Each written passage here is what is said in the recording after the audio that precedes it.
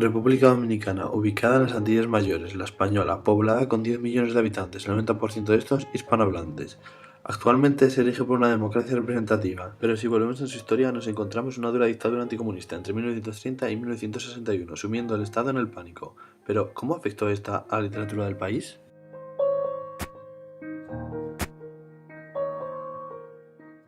Antes de la era de Trujillo, la literatura dominicana se puede describir como puramente vanguardista en cuanto a contenido y a forma. En contenido, porque se habla de temas sociales, sobre todo influido por la Primera Guerra Mundial, y en cuanto a la forma, porque se empieza a experimentar con lo que se conoce como el verso libre, que es propiciado por el movimiento vanguardista que nace en Latinoamérica. Pero, ¿qué ocurrió durante el liderazgo de Trujillo? ¿Cómo afecta la dictadura de Trujillo a la cultura dominicana? La afecta negativamente, porque si bien es cierto que durante la era de Trujillo se inició teatro propiamente dicho en la República Dominicana. De hecho, la esposa de Trujillo fue quien creó, si mal no recuerdo, la primera escuela de teatro formalizada en la República Dominicana. Pues si bien es cierto que ella contribuyó con eso, también es cierto que la dictadura afectó negativamente a la cultura. ¿Por qué? Por la represión que sufrían artistas, comunicadores, entre los comunicadores periodistas, obviamente. O sea, una represión a tal magnitud que el artista, el comunicador, no podía expresar su manera de pensar, ¿sabes? Y cuando te coaccionan de esa manera, pues obviamente vas a producir obras artísticas conforme, ¿sabes?, permeadas de esa ideología. Lo poco que se producía, pues bueno, era eso, se veía como propaganda del régimen. Más concretamente, ¿qué tipo de censura se observa en la literatura dominicana al instaurarse la dictadura? Censura, de esta que cuando el artista publica, por decirte, una poesía de contenido social, pues corría el riesgo de ser asesinado, de ser encarcelado, ¿sabes? Digamos, una represión encarnizada. O sea, era jugarse la vida. Y de hecho hay un ejemplo muy presente de todos los dominicanos, que fue el asesinato de un intelectual español, que de hecho se dice que ahí empezó el principio del fin de la tiranía de Trujillo, que fue Jesús de Galíndez, que escribió una tesis. Y bueno, parece que este señor cuestionó un poco el modus operandi de Trujillo, y para no hacerte la historia muy larga, Jesús de Galíndez desapareció. Trujillo lo persiguió hasta Estados Unidos, y se dice que murió asesinado por la dictadura. ¿Sí se perdieron grandes obras por la represión que se dio? Yo diría que no se perdieron, porque fíjate, hubo una generación de escritores llamada los Independientes del 40, integrada por profesores, lingüistas, catedráticos, universitarios, comunicadores, que salió de República Dominicana, se fue a vivir en el exilio, y desde fuera siguieron escribiendo, ¿sabes?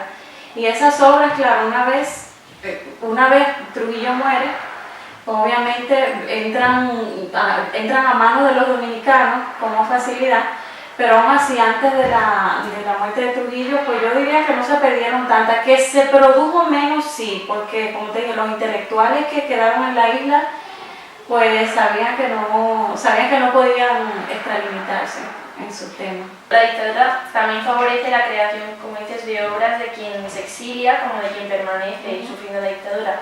¿Cómo se logra expresar todo lo que se está viviendo en una época como esa en la que la censura, como decíamos, está muy presente? ¿Acaso se emplea algún tipo de lenguaje oculto para protestar sin ser reprimido?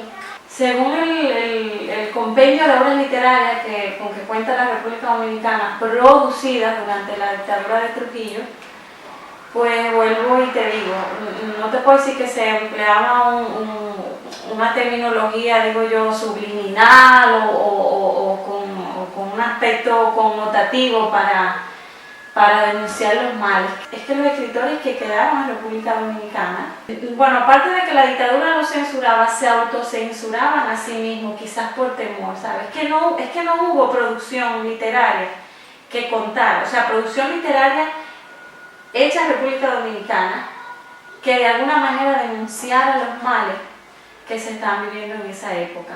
Ahora, la producción literaria dominicana en el exilio sí empleó en muchísimas ocasiones. Por ejemplo, hay un poema de un escritor dominicano que se llama Pedro Mir, que es un poema de los más conocidos, que se llama Hay un país en el mundo.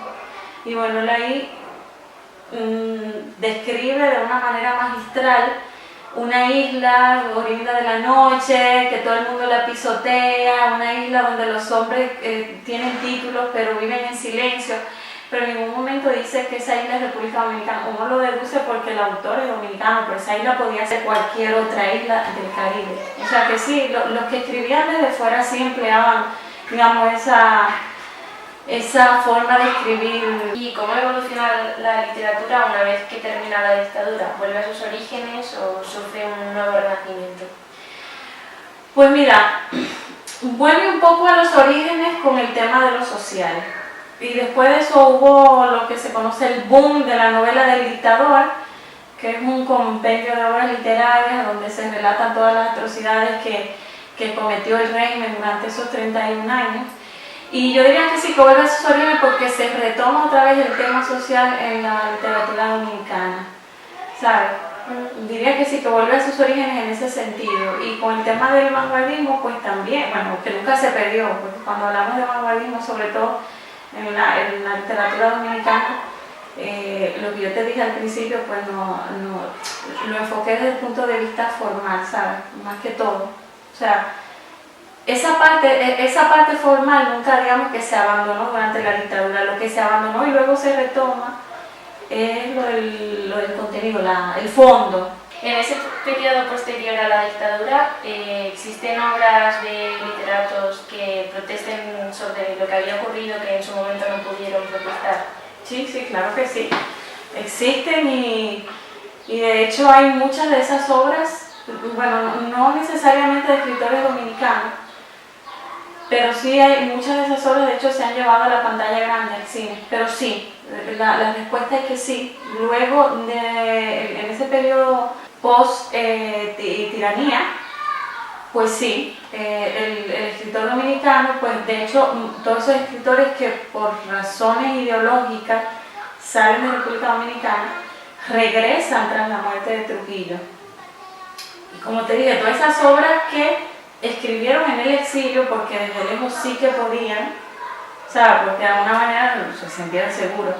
Todas esas obras que escriben estando lejos, pues ya el dominicano tiene contacto con ellas, ¿sabes? Y la producción literaria después de la tiranía de Trujillo, pues gira en torno, obviamente, a todas las historias ocurridas, historias en su mayoría trágicas, que vivieron familias, que vivieron mujeres, giran en torno pues a ese periodo tan negro de la historia dominicana. Con el ascenso de Trujillo al poder, la cultura sufre un estancamiento. La razón, la represión y la coacción propia de los regímenes autoritarios. Pero con el asesinato de Trujillo, la cultura dominicana vuelve a renacer. Se abandona lo ultranacionalista y los escritores que por razones ideológicas se habían marchado regresan de nuevo al país.